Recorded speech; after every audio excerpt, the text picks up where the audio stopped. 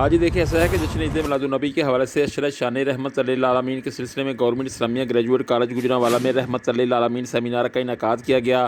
तकरीब की सदारत प्रिंसिपल प्रोफेसर परवेज़ अख्तर ने की, जबकि शोबा उलूम इस्लामिया पंजाब यूनिवर्सिटी से तल्लक रखने वाले मुहक्किक और उस्ताद प्रोफेसर डॉक्टर सईद अहमद सईदी ने इस बाबरकत सेमिनार का मेहमान ख़ुसूसी होने की सआदत हासिल की।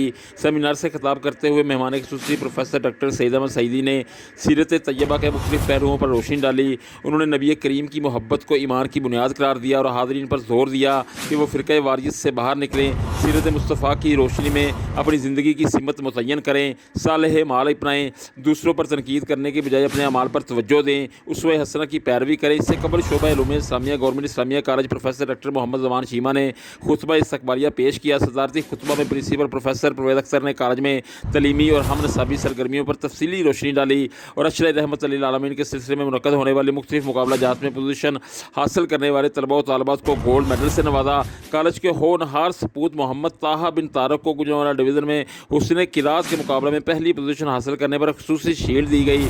सेमिनार से प्रोफेसर डॉक्टर फैज़ अकबर खान, डॉक्टर रशीद अब्बासी, डॉक्टर हाफिज़ नुमान, प्रोफेसर अलहाज मोहम्मद यूनुस, प्रोफेसर अब्दुल रहमान जामी और प्रोफेसर मोहम्मद अशरफ राना ने भी खिताब किया। यहाँ पर मैं आपको बताता चलूँ कि इस इंतहाई पुरवकार सेमिनार का इनेकाद प्रोफेसर डॉक्टर उस्मान लियाकत हजादी ने किया था।